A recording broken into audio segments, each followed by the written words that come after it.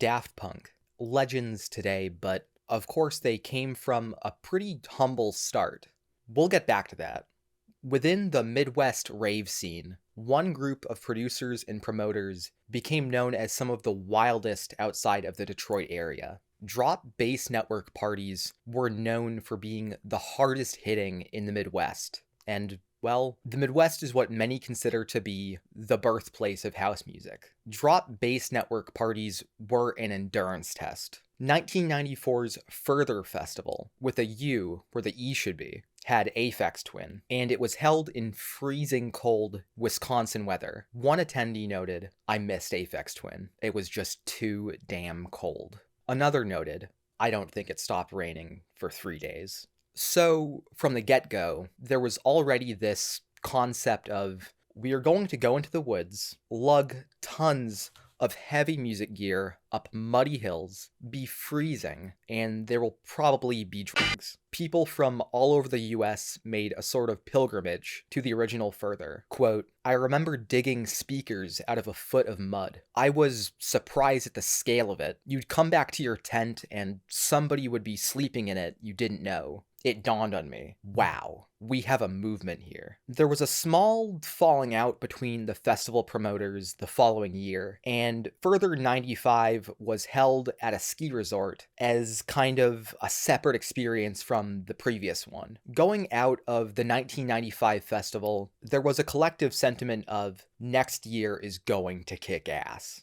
Festival producer Woody McBride had DJ'd or played live at the Rex Club in Paris and said, quote, "A hot duo opened up for me in 95. I knew these guys were going to be big and cool. That was Daft Punk." In a way, he had foresight and helped the producers to take a risk on a pretty unknown act, but perhaps on the flip side, they knew they scored a coup. Daft Punk had performed live sets of original music in 1995 and 1996, but there's very little footage surviving. The earliest set that we have footage of goes back to 1995's Soiree Prophecy, where Da Funk was played live alongside an unnamed 303 heavy track. Da Funk as a single, as it was originally released by Soma Quality Recordings in 1995, went unnoticed by most at the time. This was pre the Spike Jonze music video. It just wasn't mainstream yet. That is, until it was spliced, unmixed, onto the end of Terry Mullen's New School Fusion Volume 2 in late 1995. People knew it as that Terry Mullen song that goes.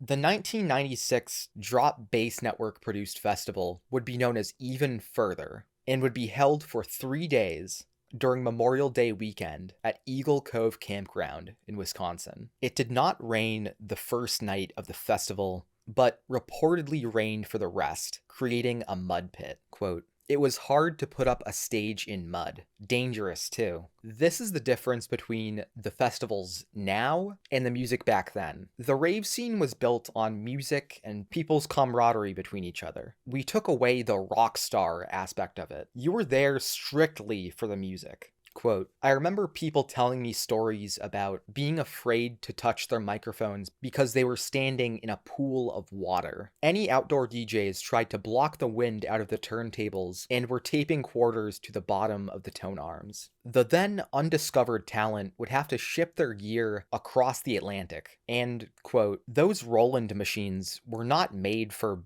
live performance. There weren't flight cases built for them. People would come with their shit in suitcases, duffel bags. The young Daft Punk rented a pickup truck and maybe a trailer to bring the equipment on site. Probably just the two of them, plugging in cable after cable, syncing everything, connecting sequencers to drum machines, and synths and effects pedals. It seems nearly impossible to do, even without the added problem of the weather. So you're enjoying the second day of the festival. Saturday night comes around and you hear something like,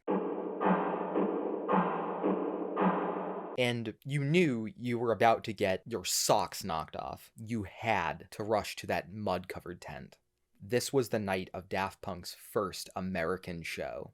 There are really two long-form sets of footage from the performance. The one by Brad Surden being higher quality, and the other, originating from a YouTube channel called MP, is in debatable quality, but it does have defunk, which Brad's footage does not have. Both sets of footage mainly focus on Thomas, but you do see Guimond at points. There are some pretty intense sounds on the set, so listen with discretion. If you look on the inner sleeve of Homework, the photo of the duo is one taken during Even Further 1996, and it's likely to be this moment.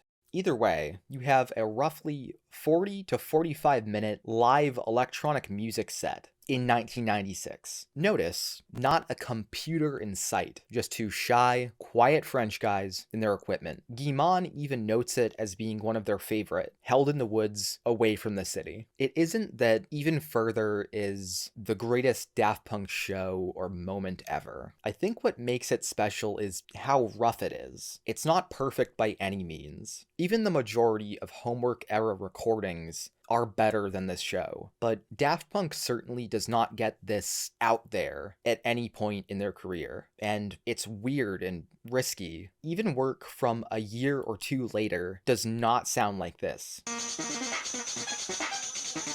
Even with just a basic laser light show in the background, I still get shudders when the camera pans and we get to see the whole crowd lit up, fragmented by spotlights. This is just a narrow slice of time, but this recording is a glimpse into a world many either don't remember or were born too early to experience. The modern dance, house, rave, and festival world is completely different today. So please, this Memorial Day, take 40 minutes and watch two humans make music history 30 years ago. One attendee noted once home, quote, "I got into the shower, soaked in filth head to toe, and undressed there." I highly recommend you read the original article on spin.com written by Michaelangelo Matos. That's where I got the majority of this information from. I've omitted some of the more risque content from the article. Read the original article at your own discretion.